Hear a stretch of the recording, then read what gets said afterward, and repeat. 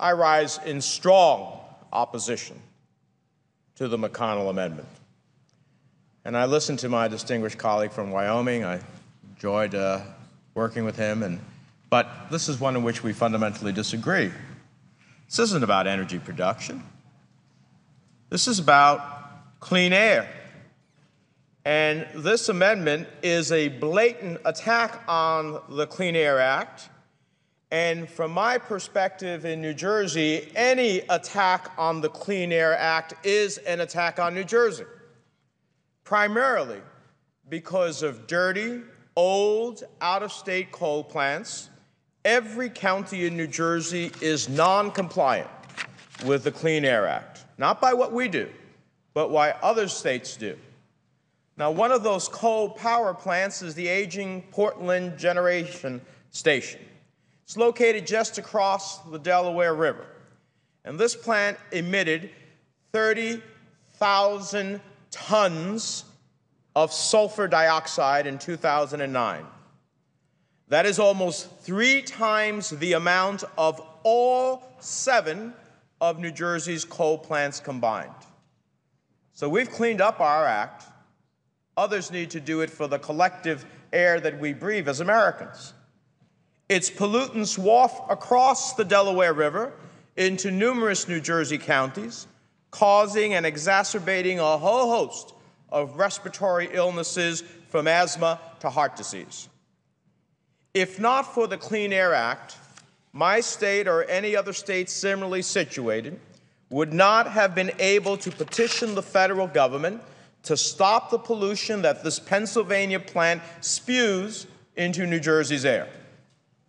Just last week, New Jerseyans received some good news. Under the authority of the Clean Air Act, the federal government proposed a rule that would grant my state's petition. If finalized in coming months, the rule would lead to an over 80% reduction in the Portland's coal plant's sickening sulfur dioxide emissions. If not for the Clean Air Act, my state would not have this victory within its grasp. It would not have the opportunity to protect its citizens. We simply cannot gut the one piece of federal legislation that protects the air that we breathe. Imagine having to tell your child they cannot go outside to play because the wind isn't blowing quite the right way, because the air that they'll breathe will damage their lungs. The McCloskeys from Delran, New Jersey, don't have to imagine that scenario. They know it. Let me tell you about Aaron McCloskey. On poor air quality days in the summer, their daughter, Erin, could not even make it to the family car, much less go outside and play without starting to wheeze. Family activity began to revolve around trips to the doctors, treatments, and stays at the hospital. It was a severe economic hardship on the family, not just because of costs, but also because all of these trips made it difficult for Erin's mother, Natalie, to hold down a job. The McCloskeys are not alone. 4-year-old Christian Aquino of Camden, New Jersey, suffers from severe asthma. He takes 6 different medications a day to control asthma attacks. But still his mother, Iris, lives with the constant fear that an attack is around the corner. On bad air days, they avoid going outside. And when on the highway and traffic, the windows are kept closed. 14-year-old Samad Bathayer of Elizabeth, New Jersey, also suffers from severe asthma. He's been on daily steroid medication to control his asthma for 3 years. And if he skips a day, his lungs start to falter, and he can't catch his breath. His mother, Sharon, realized that pollution in their old neighborhood was triggering attacks and had an opportunity to move the family. Since that move, Samad has been doing much better, but he still requires daily medications. These children are part of a sobering national reality, a New Jersey reality. Their days revolve around inhalers, steroids, and constant anxiety over when air pollution will trigger another severe asthma attack. According to the National Centers for Disease Control and Prevention, each year, over 10,000 New Jerseyans are hospitalized due to asthma attacks triggered by air quality problems.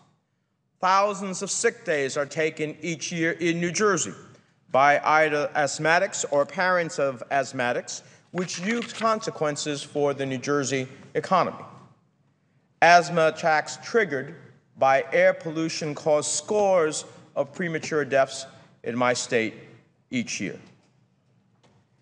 Aaron McCluskey, Christian Aquino, Samad Bethea bring these statistics to life. While the causes of their asthma are many, air pollution is their common trigger. The Clean Air Act directly impacts their health, their quality of life, and even the ability of their parents to keep a job. For them and for thousands of children like them, weakening the Clean Air Act will mean more days sequestered in their homes and emergency rooms and those visits to those emergency rooms. This amendment, the McConnell Amendment, the one that I call the Dirty Air Amendment, is the first of many amendments that we can expect to see that are aimed at preventing the federal government from regulating polluters under the Clean Air Act.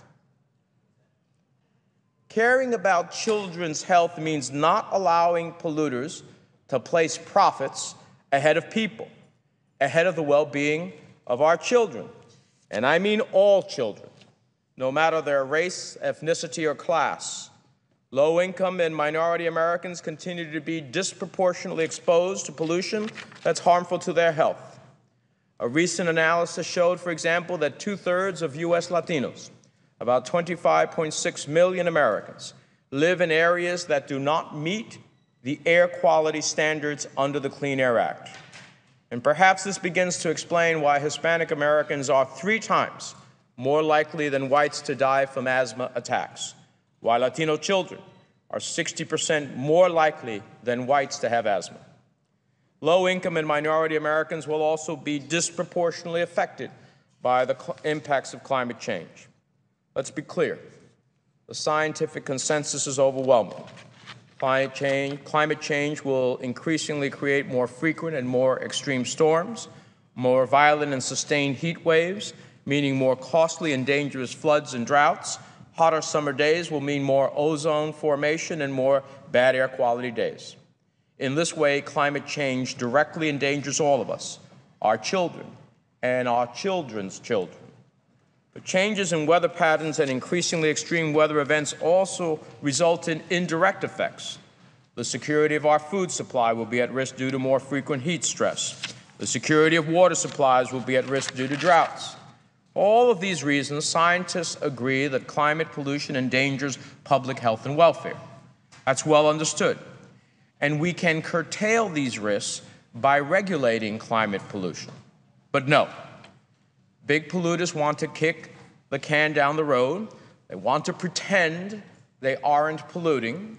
Big polluters want to pretend these risks aren't real.